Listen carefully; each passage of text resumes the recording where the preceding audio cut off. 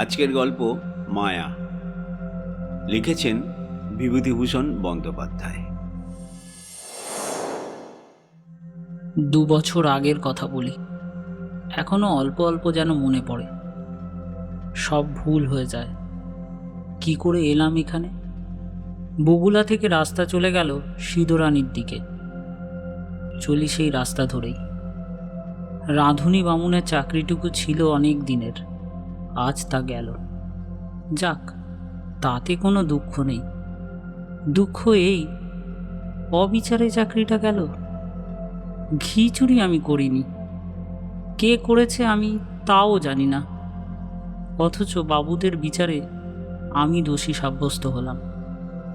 শান্তিপাড়া, সর্ষে, বেজের ডাঙা পার হতে বেলা দুপুর ঘুরে গেল। খিদেও বেশ পেয়েছে। জোয়ান বয়স, হাতে সামান্য কিছু পয়সা থাকলেও খাবার দোকান এ পর্যন্ত এসব অজপাড়া গায়ে চোখে পড়ল না। রাস্তার এক জায়গায় ভারী চমৎকার একটা পুকুর। স্নান করতে আমি চিরকালই ভালোবাসি। পুকুরের ভাঙা ঘাটে কাপড় নামিয়ে রেখে জলে নামলাম। আহ, কি সুন্দর, কি পরিষ্কার জল! জলে অনেক পানা শ্যাওলা। সেগুলো সরিয়ে পরিষ্কার জলে প্রাণ ভরে ডুব দিলাম। বৈশাখের শেষ, গরমও বেশ পড়েছে। স্নান করে সত্যিই ভারী তৃপ্তি হলো। পুকুরের ধারে একটা তেঁতুল গাছের ডালে ভিজে কাপড় রোদে দিলাম। শরীর ঠান্ডা হলো, কিন্তু পেট সমানে জ্বলছে। এ সময় কোনো বনের ফল নেই, চোখে তো পড়ে না যেদিকে চাই। এমন সময় একজন বুড়ো লোক পুকুরটাতে নাইতে আসছে দেখা গেল। আমাকে দেখে বললে, কি হে, বাড়ি কোথায়? আমি গরিব ব্রাহ্মণ, চাকরি খুঁজে বেড়াচ্ছি। আপাতত বড় খিদে পেয়েছে, খাবো কোথায়? আপনি কি সন্ধান দিতে পারেন? রসো, নিয়ে নে, সব ঠিক করে দিচ্ছি। স্নান সেরে উঠে লোকটি আমাকে সঙ্গে নিয়ে গ্রামের মধ্যে ঢুকে জঙ্গলে ঘেরা একটা পুরনো বাড়িতে ঢুকলো। আমার নাম নিবারণ চক্রবর্তী। এ বাড়ি আমার, কিন্তু আমি এখানে থাকি নে। কলকাতায় আমার ছেলেরা ব্যবসা করে, শ্যামবাজারে ওদের বাসা। এত বড় বাড়ি পড়ে আছে, আর সেখানে মাত্র 3খানা ঘরে আমরা থাকি। কি কষ্ট বলো দেখি। আমি মাসে মাসে একবার আসি, বাড়ি দেখাশুনো করি। ছেলেরা ম্যালেরিয়ার ভয়ে আসতে চায় না। মস্ত বড় বাগান আছে বাড়ির পেছনে, তাতে সব রকমের ফলের গাছ আছে, 12 ভূতে খায়। তুমি এখানে থাকবে? না, আগে থাকতে পারি। ওখানে কি কাজ করতে? রাঁধুনির কাজ। যে কদিন এখানে আছি সে কদিন এখানে রাঁধো, দুজনে খাই। আমি রাজি হয়ে যেতে লোকটা হঠাৎ যেন ভারী খুশি হলো। আমার খাওয়ার ব্যবস্থা করে দিলে তখনই। খাওয়া দাওয়ার পরে আমাকে একটা পুরনো মাদুর আর একটা মোটা তাকিয়া বালিশ দিয়ে বললে, বিশ্রাম করো। পথ হেঁটে বড় ক্লান্ত হয়ে পড়েছিলাম।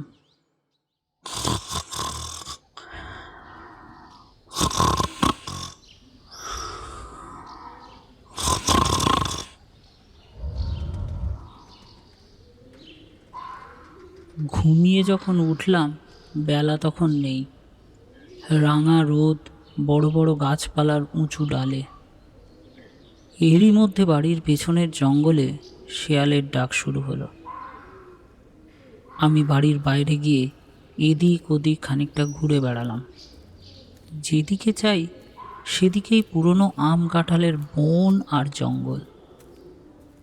কোনো লোকের বাড়ির নজরে পড়ল না। জঙ্গলের মধ্যে এক স্থানে কেবল একটা ভাঙা দেউল দেখতে পেলাম। তার মধ্যে উঁকি মেরে দেখি শুধু চামচিকের আড্ডা।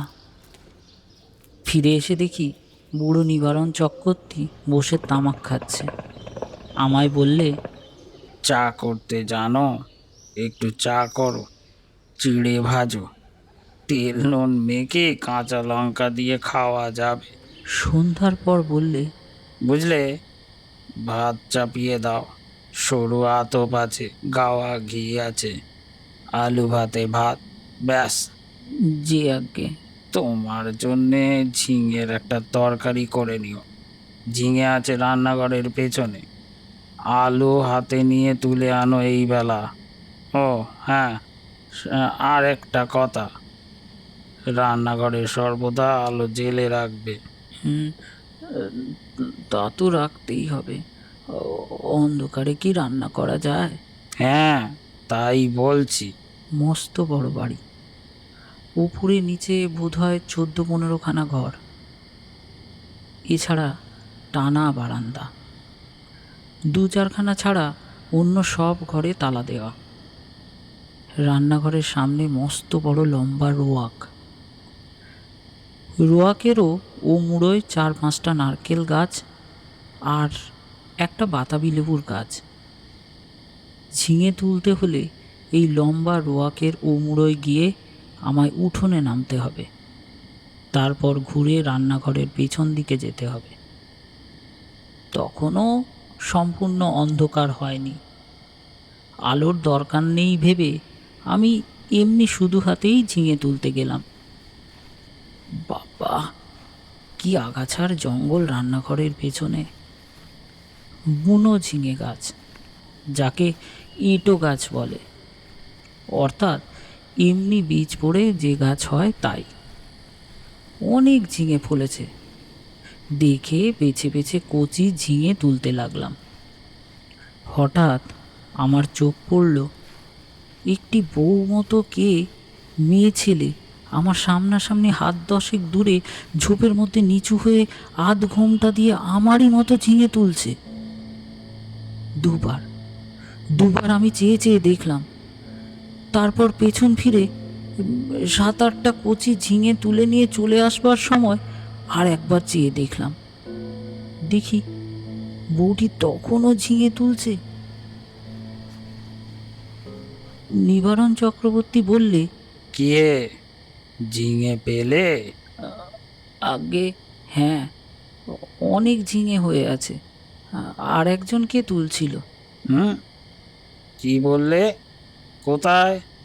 কেন, ওই রান্নাঘরের পেছনে, বেশি জঙ্গলের দিকে। পুরুষ মানুষ?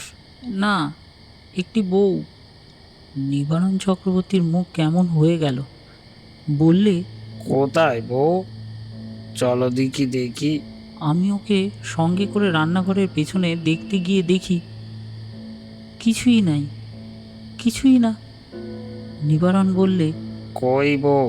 "ও- ওই তো, ওখানে ছিল, ও ঝোপটার কাছে।" হুম, যত সব। চলো চলো, দিনে দুপুরে বউ দেখলে অমনি। আমি একটু আশ্চর্য হলাম।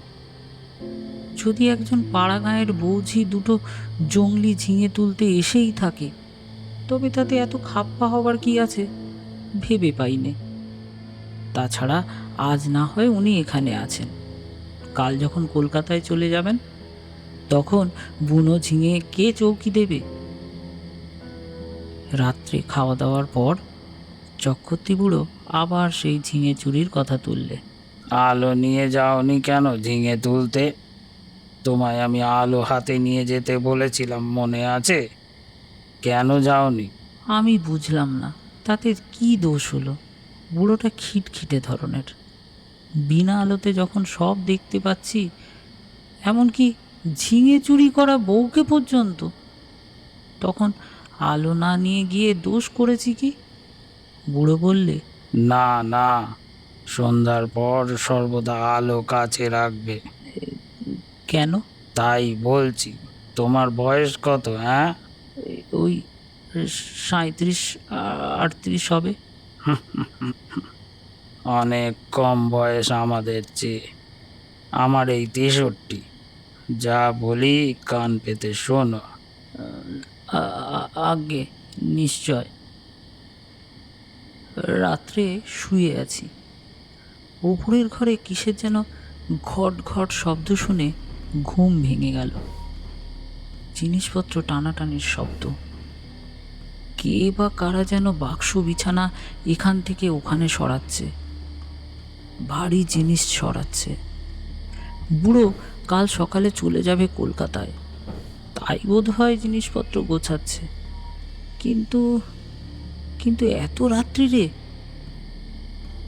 বাবা কি বাতিগ্রস্ত মানুষ। সকালে উঠে বুড়োকে বলতেই বুড়ো অবাক হয়ে বললে, হ্যাঁ, আমি?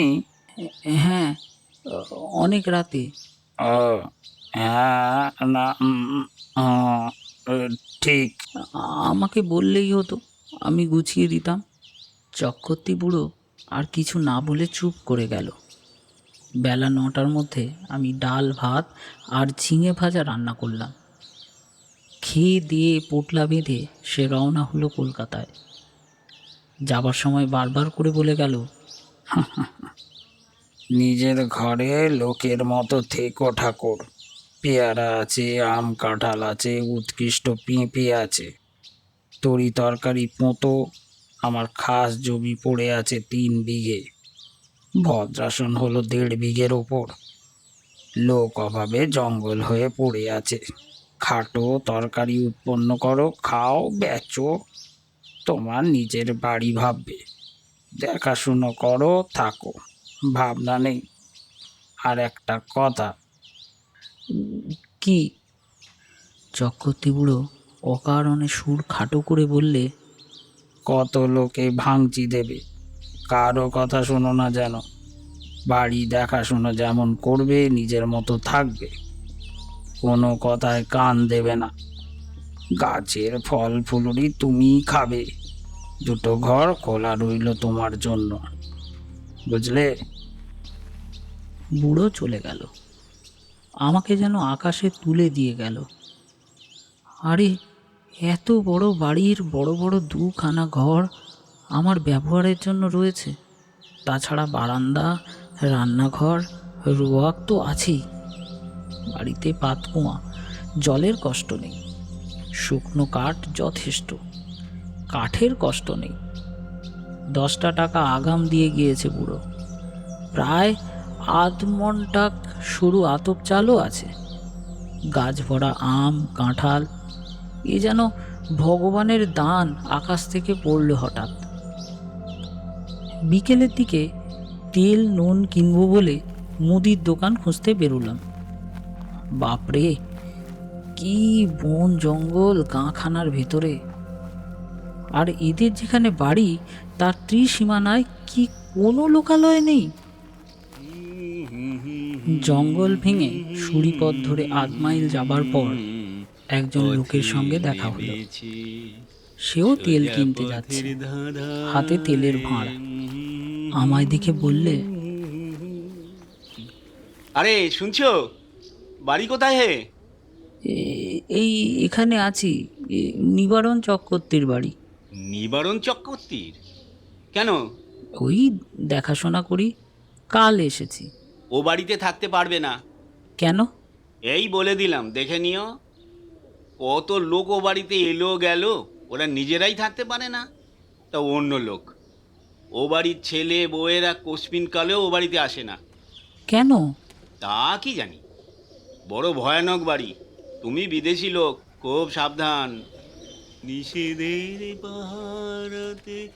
আর কিছু না বলে লোকটা চলে গেল। আমি দোকান খুঁজে জিনিস কিনে বাড়ি ফিরলাম। তখন বিকেল গড়িয়ে গিয়ে সন্ধ্যা নামছে।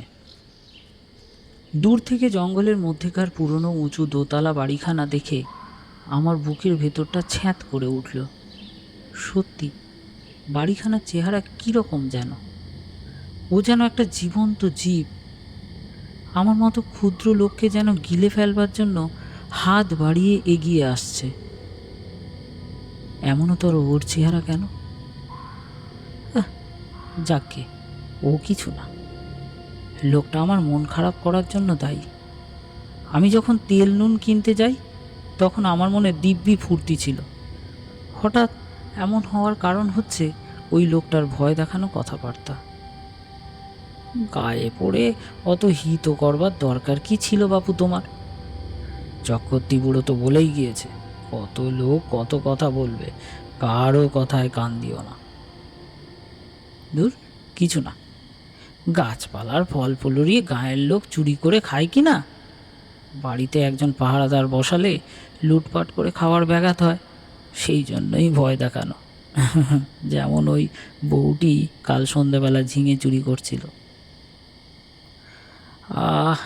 অনেক দিন এমন আরামে থাকিনি। বিনা খাটুনিতে পয়সা রোজগারের এমন সুযোগ জীবনে কখনো ঘটেনি। নিজের জন্য শুধু দুটো রান্না, মিটে গেল কাজ।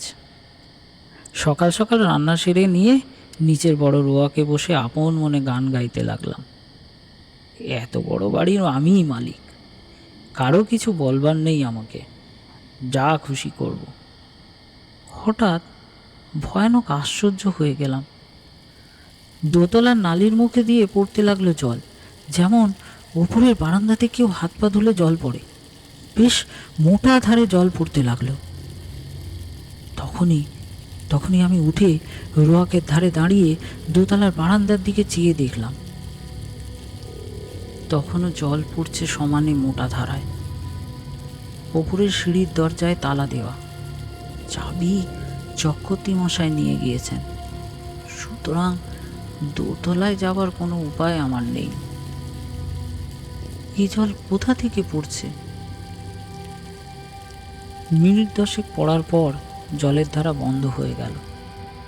আমার মনে হলো চক্রবর্তী মশাই বোধহয় কোনো কলসি বা ঘড়াতে জল রেখে দিয়েছিলেন ওপরের বারান্দাতে। সেই কলসি কিভাবে উল্টে পড়ে গিয়ে থাকবে? নিশ্চয়ই তাই, তাছাড়া জল আসবে কোথা থেকে? একটু পরে গিয়ে শুয়ে পড়লাম। আলো নিভিয়ে শুয়ে পড়বার সঙ্গে সঙ্গে আমার চোখে ঘুম জড়িয়ে এলো। অনেক রাত্রে একবার ঘুম ভেঙে গেল। জানালা দিয়ে সুন্দর জ্যোৎস্না এসে পড়েছে বিছানায়। কি একটা ফুলের গন্ধও আসছে, বেশ সুবাস ফুলের। কি ফুল? ঘুমের ঘোরেই ভাবছি এমন কোনো সুগন্ধওয়ালা ফুল তো বাড়ির কাছাকাছি দেখিনি। তড়াক করে লাফিয়ে উঠলাম। ও কি, জানলার সামনে দিয়ে একটি বউ চলে গেল রোয়াক পেয়ে। হ্যাঁ, স্পষ্ট দেখেছি, ফুল হবার নয়। আমি তখনই উঠে দরজা খুলে রোয়াকে গিয়ে দাঁড়ালাম। রোয়াকে দাঁড়াতে দুটো জিনিস আমার কাছে স্পষ্ট হলো। প্রথম, সেই ফুলের সুবাসটা রোয়াকে অনেকখানি ঘন। ওই বউটি যেন এই সুবাস ছড়িয়ে দিয়ে গেল এই কতক্ষণ। না, এ কোনো ফুলের সুবাস নয়। এ কিসের সুবাস? কিসের সুবাস তা আমার মাথায় আসছে না। কেমন একরকম যেন লাগছে, একরকম নেশার মতো। কেন আমি বাইরে এসেছি?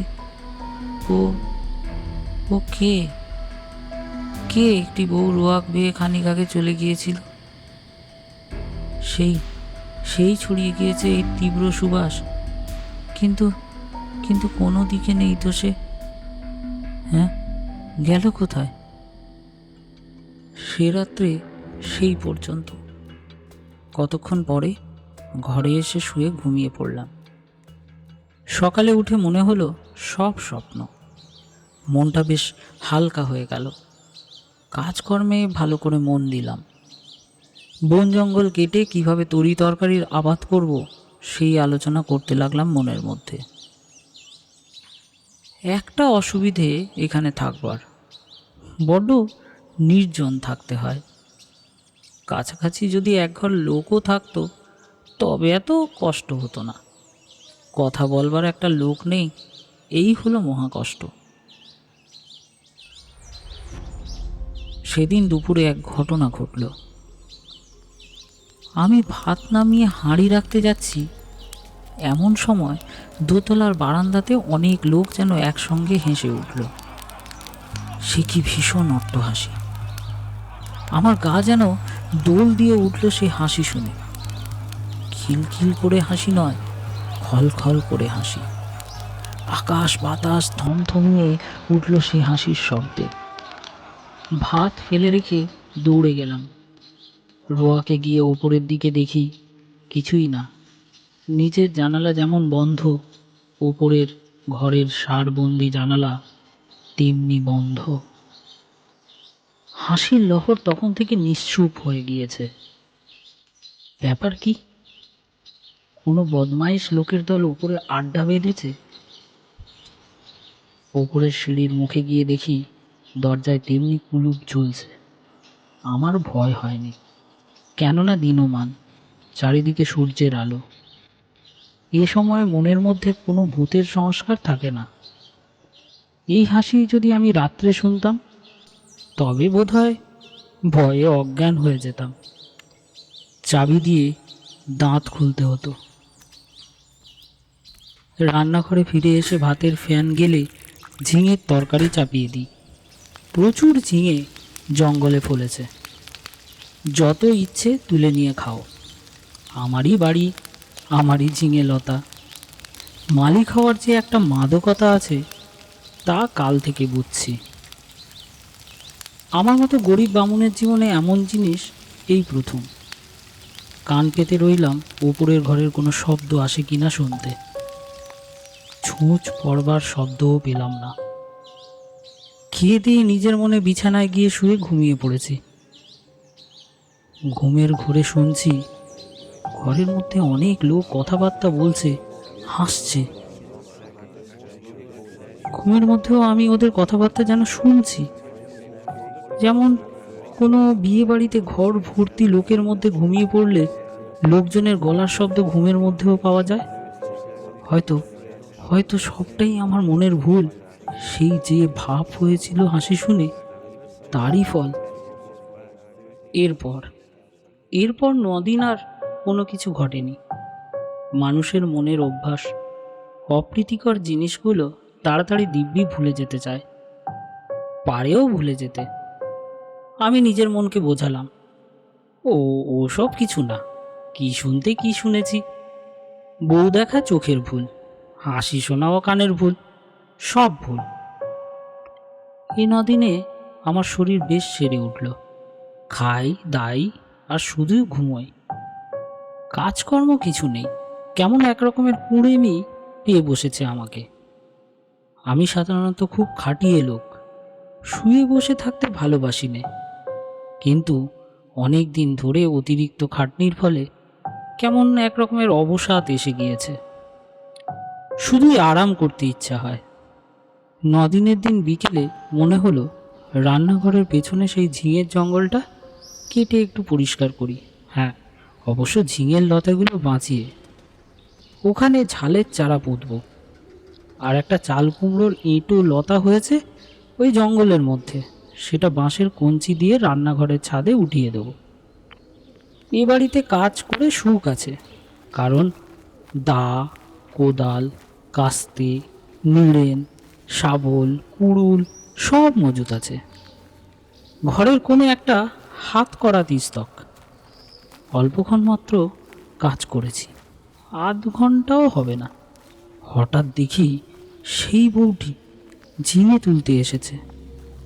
নিচু হয়ে ঝোপের মধ্যে ঝিঙে তুলছে। সঙ্গে সঙ্গে দোতলার ঘরগুলোর মধ্যে এক মহা কলরব উপস্থিত হলো। অনেকগুলো লোক, আন্দাজ জনা 50 একসঙ্গে যেন হৈ হৈ করে উঠল।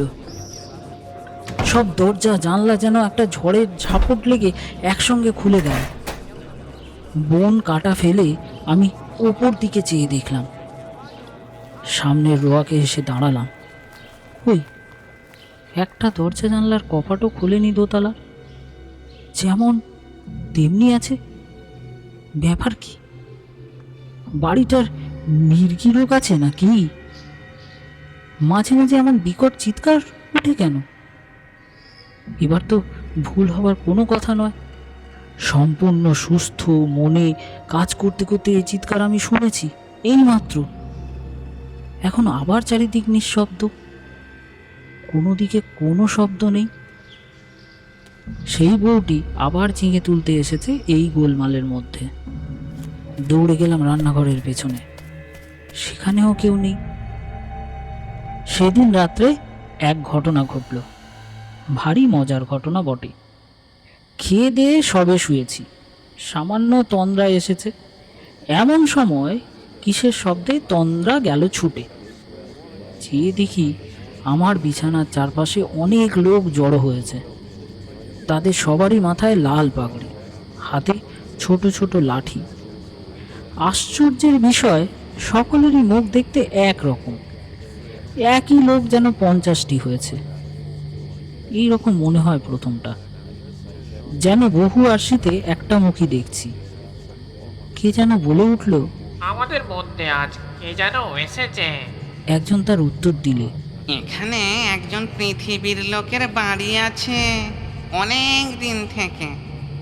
আমি দেখিনি বাড়িটা, তবে শুনেছি। যারা দেখতে জানে তারা বলে সেই বাড়ির মধ্যে একটা লোক রয়েছে। সব মিথ্যে। কোথায় বাড়ি? আমরা কেউ দেখিনি। তবে এসো, আমরা নাচ আরম্ভ করি।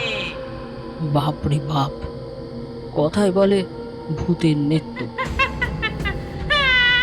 শুনেই এসেছিলাম এতদিন, এইবার স্বচক্ষে দেখলাম। সে কি কাণ্ড! কতগুলো লোক একসঙ্গে লাঠি বাজিয়ে এক তাণ্ডব নৃত্য শুরু করে দিলে। আমার দেহের মধ্যে দিয়ে কতবার যে এলো গেল, তার সঙ্গে সঙ্গে বিকট চিৎকার করে হল্লা। আমার বিছানার বা আমার কোনো অংশ তারা স্পর্শও করল না। আমি যে সেখানে আছি তাও যেন তারা জানে না। ওদের হুঙ্কার আর ভৈরব নৃত্যে আমি জ্ঞান শূন্য হয়ে গেলাম। যখন জ্ঞান হলো, তখন শেষ রাত্রের জ্যোৎস্না খোলা জানলা দিয়ে এসে বিছানায় পড়েছে। সেই ফুলের অতি মৃদু সুবাস ঘরের ঠান্ডা বাতাসে। আমি আধ অচেতনভাবে জানলার বাইরে জ্যোৎস্না মাখা গাছপালার দিকে চেয়ে রইলাম। কতক্ষণ পরে জানি না, ভোর হয়ে গেল। বিছানা ছেড়ে উঠে দেখি ঘুমের কোনো ব্যাঘাত হয়নি। সুনিদ্রা হলে শরীর যেমন ঝরঝরে আর সুস্থ হয়, তেমনি বোধ করছি। তবে তবে সে ভূতের নাচ কে দেখেছিল? সে নাচ কি তবে ভুল? খেয়ে দিয়ে পরম আরামে শুয়ে ঘুমিয়ে পড়ে স্বপ্ন দেখেছি? তাই যদি হয়, তবে এই শেষ রাত্রের ঠান্ডা বাতাসে যে ফুলের সুবাস পেয়েছি, তা কোথা থেকে এলো? আর সেই বউটি যখন চলাফেরা করে, তখনই এমন সুবাস ছড়ায় বাতাসে। সুবাসটা ভুল হতে পারে না। এখনো সে গন্ধ আমার নাকে লেগে রয়েছে। কোনো অজানা বনফুলের সুবাস হয়তো। তাই হবে।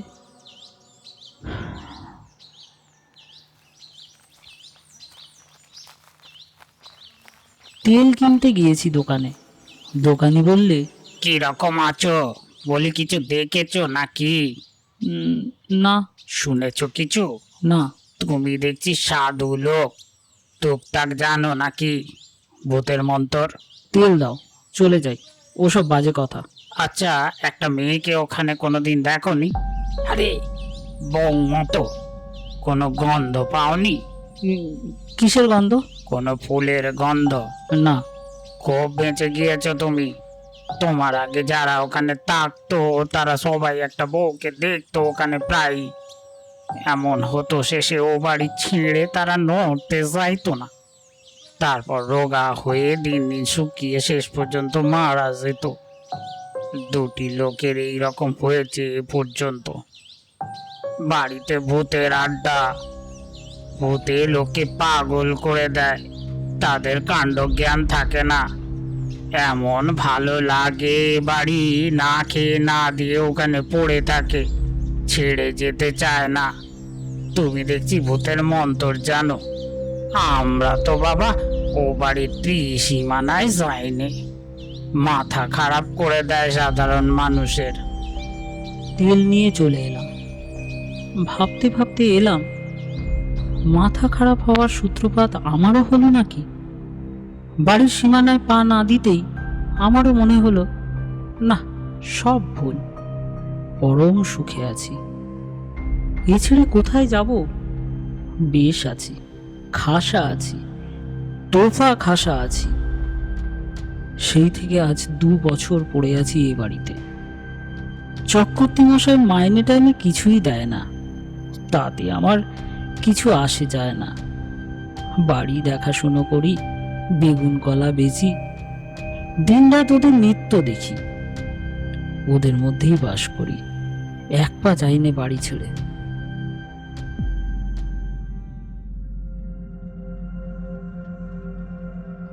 গল্পটি কেমন লাগলো কমেন্টের মাধ্যমে অবশ্যই আমাদের জানাবেন। চ্যানেলটিকে ভালো লাগলে লাইক, শেয়ার, সাবস্ক্রাইব করে আমাদের পাশে থাকবেন। আর একটি কথা, আমাদের নোটিফিকেশানগুলি সাথে সাথে পাওয়ার জন্য সাবস্ক্রাইবের পাশে থাকা বেল বাটনটি প্রেস করে রাখবেন। আর হ্যাঁ, একটা কথা, আপনারা যদি আপনাদের লেখা গল্পগুলি অডিও স্টোরি রূপে শুনতে চান, আমাদের চ্যানেলে পাঠাতে পারেন।